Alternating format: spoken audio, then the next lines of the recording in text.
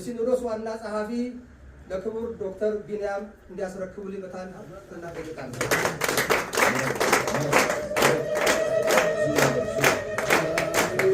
ቢንያም የቤቱን ሰነድ ካርታ እንድትረከብልኝ ከብፁዕ አቡነ ዲዮስቆሮስ በትህትና ጠይቃለሁ። ይሄ የቤቱ ካርታ ነው።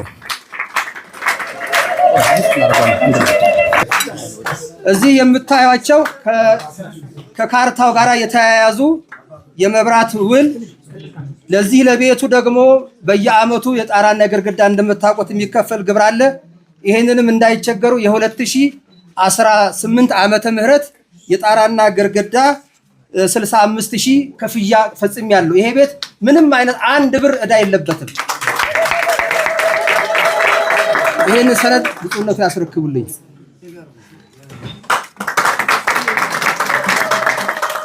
እሺ፣ ከዚህ በመቀጠል የቤቱን ቁልፍ አስረክባለሁ። ይህ ቁልፍ የዚህን የመቄዶንያን ይህን ቤት በር የሚከፍት ብቻ ሳይሆን ለምጽዋት የተቆለፉ ልቦችን የሚከፍት ቁልፍ ነው። ይህ ቁልፍ ልባቸው ለፍቅር፣ ለሰላም፣ ለአንድነት ለተቆለፈባቸው ሁሉ ልቦናቸውን የሚከፍት ቁልፍ ነው። ይህ ቁልፍ አንደበታቸው እንደመጣላቸው ክፉን ለሚናገሩ ዘመኑ የመርገም ዘመን ነውና የስድብ አፍ ይሰጣቸዋል እንዳለው እነዚህ አፎች ለሰላም እንዲከፈቱ የሚያደርግ ቁልፍ ነው። ስለዚህ ይህንን ቁልፍ ብፁዕ የሲኖዶስ ዋና ጸሐፊ ለክቡር ዶክተር ቢንያም እንዲያስረክቡልኝ በትህትና ጠይቃለሁ። ዛሬ ደግሞ በጣም ትኩረት የሚሰጥና አስተማሪ የሆነ ነገር ይዘንላችሁ መጥተናል። ምንድነው?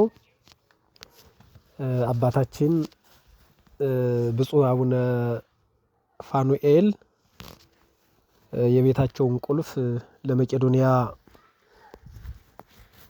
በሰጡበትና ባስተላለፉት መልእክት ላይ በጣም አንድ ልቤን የነካ ሐሳብ ስላለ ያንን ለማጋራት ፈልጊያለሁ ማለት ነው።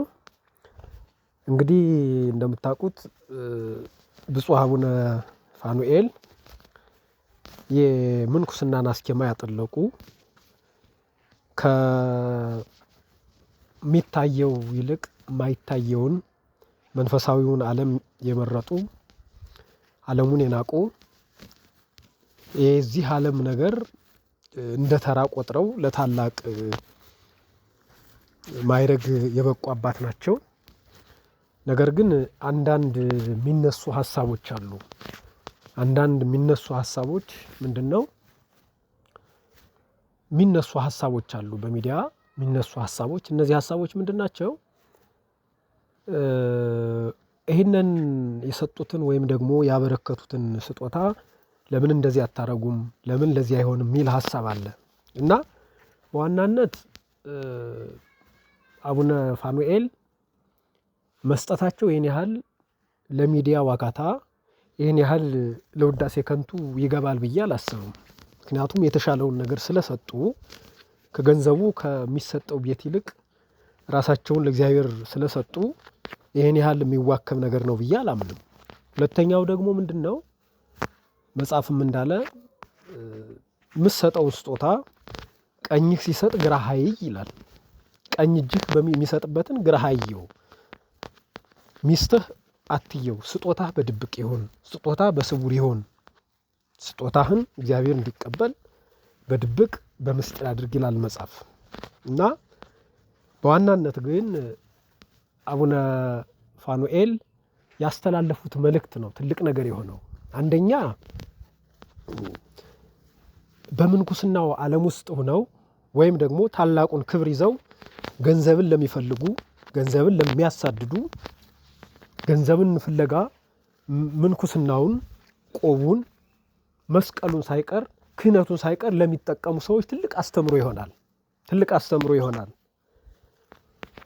ምንኩስና ማለት ምንና ስለሆነ፣ ምንኩስና ማለት ያለውን ለሰው ሰጥቶ ክርስቶስን መከተል ስለሆነ ታላቅ መልእክት ይሆናል ብዬ አምናለሁ። ይሄ በጣም ለእንደነዚህ አይነት ሰዎች ትልቅ መልእክት ይሆናል። እኒህ ሰዎች ታላቁን ነገር ይዘው ከገንዘብ ይልቅ የያዙትን ክብር እንዲያስተውሉ ከሀብት ከመሰብሰብ ይልቅ የተሸከሙት ነገር ዘላለማዊ ሀብት እንደሆነ እንዲረዱ የሚያመላክት ነገር አለው ብዬ አምናለሁ። ሁለተኛው ምንድነው? ቁልፉን ሲሰጡ አቡነ ፋኑኤል ቁልፉን ሲሰጡ ያስተላለፉት መልእክት በጣም ልቤን ነክቶታል። ይሄ ቁልፍ የበሩን ቁልፍ ብቻ ወይም ደግሞ የቤቱን ቁልፍ ብቻ የሚከፍት አይደለም። ለመስጠት የተዘጋውን ቁልፍ ለመስጠት የተዘጋውን ልብ የሚከፍት ነው። ሰላም የተዘጋበትን ቁልፍ የሚከፍት ነው። በረከትን የሚከፍት ነው ብለው በጣም አስተላልፈውታል ማለት ነው። ስለዚህ ያለው ሰው ለሌለው እንዲሰጥ፣ ያለው ሰው ተካፍሎ እንዲበላ፣ ያጣውን መርዳት፣ የተቸገረውን መደገፍ እንደሚያመላክት ባስተላለፉት መልእክት ትልቅ ሐሳብ ሆኗል ማለት ነው እና ብፁዕ አቡነ ፋኑኤል ያስተላለፉት መልእክት በእውነት ትልቅ ልብ የሚነካ ነው። ልብ የሚነካ ነው።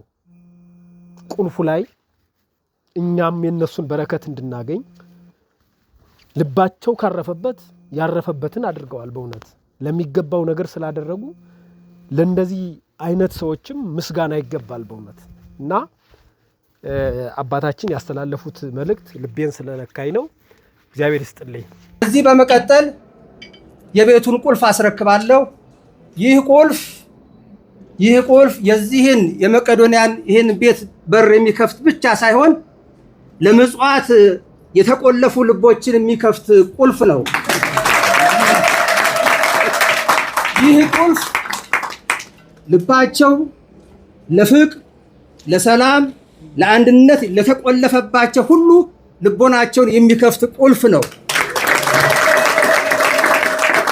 ይህ ቁልፍ አንደበታቸው እንደመጣላቸው ክፉን ለሚናገሩ ዘመኑ የመርገም ዘመን ነውና የስድብ አፍ ይሰጣቸዋል እንዳለው እነዚህ አፎች ለሰላም እንዲከፈቱ የሚያደርግ ቁልፍ ነው። ስለዚህ ይህንን ቁልፍ ብፁዕ የሲኖዶስ ዋና ጸሐፊ ለክቡር ዶክተር ቢንያም እንዲያስረክቡልኝ በትህትና ጠይቃለሁ። ብፁዕ አቡነ ፋኑኤል 120 ሚሊዮን ብር የሚገመት G+2 መኖሪያ ቤታቸውን ለመቄዶንያ መስጦታ አበረከቱ። ብፁዕ አባታችንን እጅግ እናመሰግናለን።